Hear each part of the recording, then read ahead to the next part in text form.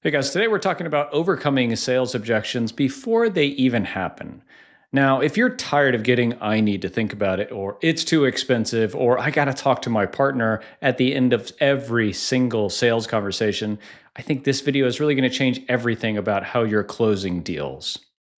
You see, I think most founders and salespeople in general think that objection handling is just kind of part of the game. They memorize scripts to overcome price objections, learn clever comebacks for I need to think about it, and practice handling every possible pushback their prospects might throw at them. But here's what they don't understand. The best salespeople rarely get objections at all, in my experience, because they've learned how to prevent them from forming in prospects' minds in the first place. And in this video, I'm going to share the 5-step framework I've used with my clients to reduce objections by over 70% in all of their sales conversations. You'll learn how to identify objection triggers before they even surface, the specific questions that create certainty instead of doubt, and how to structure your entire sales process really to eliminate any resistance. And who am I? Well, my name's Craig Hewitt, and I've trained over 500 different founders across dozens of different industries. And this framework has generated hundreds of millions of dollars of sales for myself and my clients. And by the end of this video, I guarantee you'll have a complete system to transform your sales conversations from objection, heavy kind of battles, to smooth, natural progressions to a yes. Okay, so now I think contrary to a lot of what we've maybe been told about sales, the reality is that objections aren't random and they don't have to be part of every sales conversation. Every single objection, in my experience, is my prospect telling me kind of the actual symptoms of something deeper that's happening in their brains. So let me explain what I call the certainty principle. You see, human beings make decisions based on emotion and then justify it with logic. But here's the key. Emotions require certainty to move forward. And when our prospect lacks certainty about any aspect of the solution, their brain creates an objection as a defense mechanism. And think of it like this. Objections are basically a prospect's brain saying, hey, I don't have enough certainty to move forward, so I'm going to throw up a wall to protect myself. And this is why information alone never closes deals. You could give someone a 50-page proposal with every single detail imaginable, but if they don't feel certain about 3 core areas, they're going to object. And those 3 areas are certainty that they have a problem worth solving, certainty that your solution will solve their specific problem, and certainty that you and your company can deliver on your promises. And most salespeople and founders focus only on area 2, explaining their solution. We love features.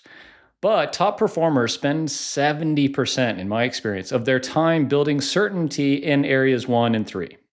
And this matters because once you understand that objections come from uncertainty, you can start kind of asking different questions earlier in the sales process to build that certainty instead of hoping it magically appears at the end. Now, knowing this principle is one thing, but how do you actually identify where uncertainty is hiding in your prospects' minds before it becomes an objection? And that's where step 2 comes in. And what if I told you that your prospects are kind of constantly giving you signals about their uncertainty, but the vast majority of founders and salespeople in general completely miss them every time? Let me show you how to become that human lie detector for sales objections. Your prospect's uncertainty shows up typically in 3 ways. One is their words, the other is their tone, and the third is their body language. And I call the 3 of these together the uncertainty detector system. Very scientific term, I know. But really, most salespeople only listen to words, but the real information for me is in how they say things and what their body language is telling you. Here's what to watch for. Okay, so words, maybe vague responses like maybe, or possibly, or I guess so, or sure, without any kind of enthusiasm and kind of oomph behind it. I also am always on the lookout for words like probably, might, or I think. And as for tone, when somebody says yes, but their voice goes up at the end, or when the energy drops kind of mid-conversation, I know to kind of be worried and alarmed. And in terms of body language, things like crossing arms, leaning back, looking away, or checking Slack while you're on the phone with them. Every time. Let me give you a real example here. Let's say you're presenting to a prospect and you explain how your software integrates with their current system. And you ask, hey, does this make sense? And they respond with, yeah, sure, I guess that could work. Most salespeople hear, yeah, and keep going, right? But listen to what they actually said. I guess that could work. And that's uncertainty wrapped in just the politeness of society. And so for you, instead of moving forward, you'd use what I call a diffusing question here. You say something like, hey, you seem a bit hesitant when I mentioned this integration. What's behind that? Just so I understand what you're looking for. And then just watch what happens. They'll open up and tell you their real concern. Oh, well, our IT department is really picky about software, and I'm not sure this would get approved without a whole bunch of testing. Okay, great. Now we know the real objection before it becomes kind of a deal killer at the end of the call. Look, in my experience coaching hundreds of founders, this skill alone will save you 50% of your objections because you're catching them when they're small concerns instead of letting them kind of grow into major roadblocks. By the way, if you want to implement this uncertainty detector system in your next sales call, I've created a free planning worksheet that shows you exactly what signals to watch for and which questions to ask. It's like having a cheat sheet to read your prospects' minds right on the call. I'll put a link in the description below. Okay, so now that we've detected uncertainty, you need to know exactly how to address it without triggering more resistance, right? And that's where our third step becomes really important. Okay, here's the $1,000,000 question for you. How do you address uncertainty without making your prospect feel attacked or defensive? And for me, the answer lies in what I call prevention questions. And there's a specific way to ask them that makes your prospect really want to kind of open up to you. Prevention questions are designed to create real safety for your prospect to share their real concerns. But here's the key. It's not just what you ask, it's how you ask it. Your tonality determines whether your prospect opens up or shuts down. And there's 5 prevention questions that work in almost any industry. The first is the hesitation question.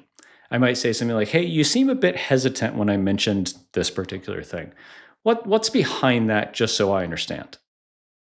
Or what about the clarity question? Hey, when I explained this particular thing, you look like you might have a question. What would be helpful for me to clarify? Or the concern question. I'm sensing there might be something you're not really sure about here. What might that be? The off the record question. Hey, just off the record, what's your biggest kind of concern about moving forward with something like this? And lastly, the future question. Okay, so what would need to happen for you to feel completely comfortable about this decision? But here's where most founders kind of fall short and honestly mess up a little bit. They ask these questions with the wrong tone. If you say, hey, you seem hesitant, what's wrong? In an aggressive or defensive tone, even, your prospect is going to shut down every time. Instead, you need what I call a concerned friend kind of tone. Imagine you're talking to your best friend who's really upset and you genuinely want to help. And that's how we should do all of sales, right? But that's the energy we need here. And let me demonstrate. The wrong way might be, hey, you seem hesitant about the pricing. What's the issue here? No, right? That's confrontational, right? But the right way may be, hey, Bob, I noticed when talking about investment, you seemed a bit uncertain. I'd love to help. Can you help me understand kind of what's behind that? See the difference there? Same words, completely different energy, and probably very different results. And this approach works because it positions you as someone who cares about their concerns, really, instead of just trying to bulldoze them into another deal. And when prospects feel heard and understood, they drop their defenses, become collaborative instead of adversarial, and often find a way to close the deal. Now, asking the right questions is powerful, but there's an even more advanced technique, in my experience, that prevents objections from forming in the first place by restructuring your entire sales conversation. What if you could get your prospects to convince themselves to buy instead of you having to persuade them? And that is exactly what the commitment ladder strategy does. It turns your prospects into active participants in the sales process. The commitment ladder works on a simple kind of psychological principle. People support what they help create. And instead of presenting your solution and hoping that they just agree, you guide them to discover the need for your solution themselves. And here's how it might work. You build commitment through a series of small agreements that leads naturally to a final decision in your favor. And each rung of the ladder gets them more invested in the outcome. And this ladder has 5 rungs, and those are problem recognition, impact acknowledgement, solution criteria, fit confirmation, and implementation commitment. Let me show you this in action so you can kind of get a picture of it. So instead of saying, our software will save you time, you'd ask in rung 1 the problem recognition question of, how much time does your team currently spend on manual data entry each week? And then in rung 2, you would ask the impact acknowledgement question. And what's that costing you and your team in terms of productivity and potential errors?